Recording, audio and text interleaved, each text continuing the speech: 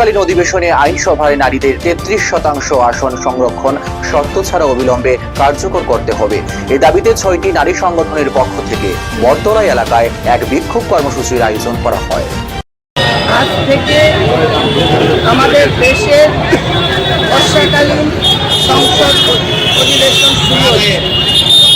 এই বর্ষাকালীন অধিবেশনে নারীদের জন্য 33% আসন শর্তহীনভাবে পাস করার কার্যকরী করার আমরা দাবি রাখছি।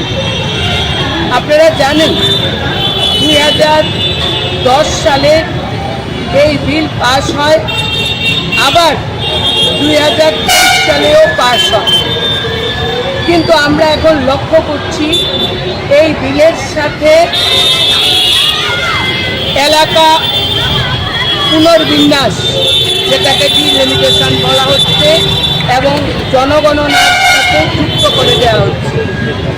2029 সালের আগে এই বিল পাস হওয়ার কোনো সম্ভাবনা নেই। তাই আমরা ডিমান্ড করছি 2010 সালের যে আদল ছিল, প্রয়াত গীতা মুখার্জির নেতৃত্বে সিলেক্ট কমিটির পর যে বিল সংসদে উত্থাপন হয়েছে, যেটা 2010 সালে পাস হয়েছে, তার যে আদল, সেই আদলে যদি পাস করানো হয় তাহলে সেন্সাস কিংবা এলাকা পুনর্বিন্যাসের কোনো প্রশ্ন থাকে না।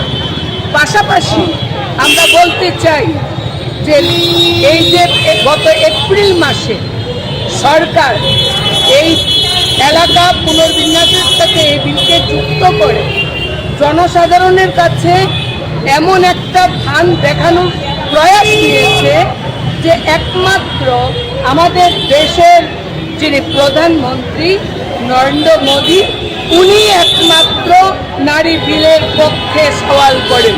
বিরোধীরা এই নারী বিলের পক্ষে নয়, কিন্তু উনি একথা বলছেন।